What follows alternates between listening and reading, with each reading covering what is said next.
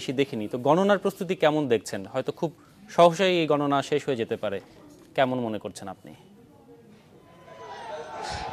ঠিক 5 মিনিট আগে ভোট গ্রহণ সম্পন্ন হয়েছে। আমি যেই কেন্দ্রে দাঁড়িয়েছি ফুলহাস সরকারি প্রাথমিক বিদ্যালয়, আপনি দেখতে পাচ্ছেন রাস্তার ছাত্রলীগ এবং যুবলীগের কর্মীরা মিছিল করছেন বলা চলে একদম ভোট কেন্দ্রের সামনে।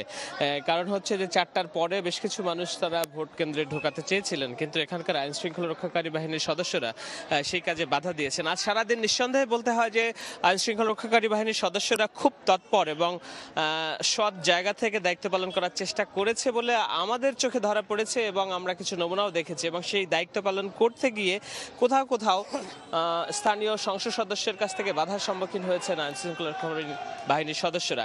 তেমন একজন এএসপি জনাব বশির আহমেদ, তার সাথে কথা হচ্ছিল।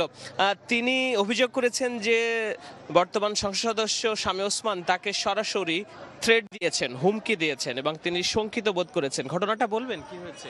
না, ওই যে মদনপুর ইউনিয়ন এবং ধামকড় ইউনিয়ন পুলিশের প্রোগ্রাম অনুযায়ী ওই দুইটা ইউনিয়নের সেক্টর ইনচার্জ ছিলাম আমি, সাব সেক্টর ইনচার্জ।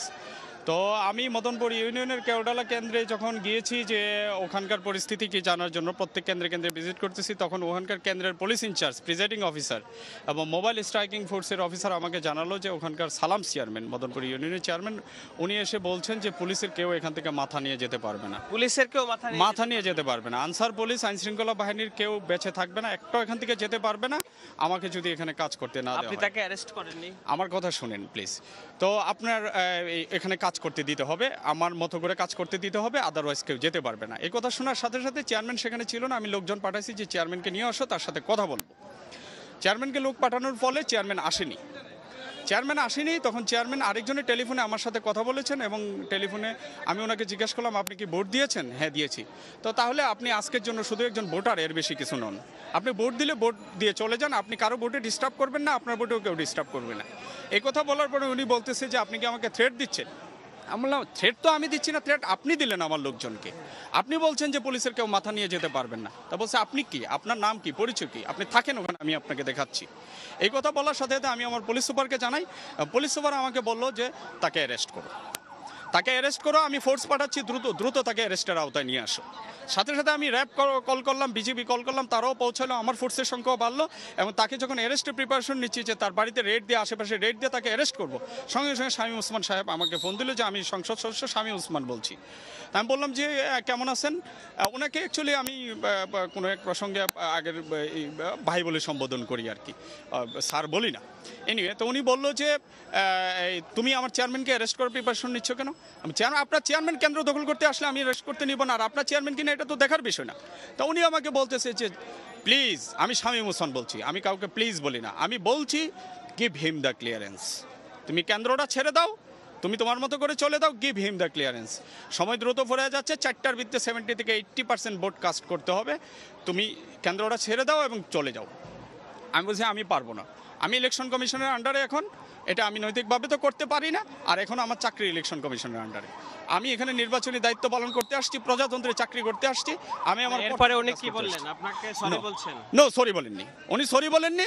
পরবর্তী সময় উনি আবার ফোন দিলেন, ফোন দিয়ে আমাকে ফোনে রেখে উনি প্রধানমন্ত্রী PS1 জনৈক মালেক সাহেবের সাথে কথা বললেন, এবং বললেন যে আমি মালেক বলছি, তুমি প্রধানমন্ত্রীকে বলো আমি কি রাজনীতি করব কি করব না, আমাকে শোনাচ্ছে ফোনে। তা আমি বলছি আপনি কার সাথে কথা বলেন দেখার বিষয় না, আমি খুব ছোট অফিসার, আমি এখানে দায়িত্ব পালন করতে আসছি, আমার দায়িত্বটা আমাকে পালন করতে দিন।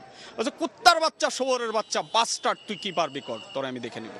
এটা আপনার ফোর্সকে, আপনার প্রধানকে জানিয়েছেন? হ্যাঁ, আমি জানিয়েছি, আমি আমার ঊর্ধ্বতন অফিসারকে জানিয়েছি, এবং মোবাইলে যখন উনি কথা বলছিল র্যাবের মেজর সোহেল সাহেব এটা শুনছি, আমি লাউড স্পিকারে ওনাকে শুনিয়েছি, আমার বডিগার্ড, আমার ড্রাইভার, তারাও শুনেছে। এই ঘটনায় আপনি শঙ্কিত কিনা? অবশ্যই আমি শঙ্কিত, এই ঘটনায় আমি অত্যন্ত শঙ্কিত। উনি আমাকে সরাসরি থ্রেট করেছে, হুমকি করেছে, এবং উনি কেন্দ্রের ক্লিয়ারেন্স চাচ্ছে যে তুমি অ্যাক্সেস দিয়ে দাও, ক্লিয়ার করে দাও। সেটা তো আপনার অনুমতি নাই। আমি এটা করতে পারি না, অনুমতি থাকুক বা না থাকুক, আমি পুলিশ অফিসার হয়ে কি কেন্দ্র আরেকজনকে ভোট ছাপানোর জন্য দিয়ে দিতে পারি নাকি? এটা নিয়ে আপনার যে ফোর্স, সেটা ব্যবস্থা নেওয়ার আপনাকে আমি কন্ট্রোলকে জানিয়েছি, কন্ট্রোলে আমি এটা নোট দিয়েছি। আপনি ঠিক আছে, আমরা শুনছিলাম শোভন একজন পুলিশ কর্মকর্তা যিনি যাদের কিনা আসলে সকাল থেকে সারাদিন এই দায়িত্ব গিয়েছে আইন শৃঙ্খলা রক্ষাকারী বাহিনীর ঠান্ডা রাখার জন্য। বড় অর্থে খুব বেশি গোলযোগের খবর আমরা পাইনি, কিন্তু এখন যে একজন সহকারী পুলিশ সুপার তিনি যে অভিযোগ করেছেন সেটি আসলেই মারাত্মক, এবং এই পুলিশ বাহিনীর প্রধানরা তার প্রেক্ষিতে কি ব্যবস্থা নেয় সেটা অবশ্য বিবেচ্য।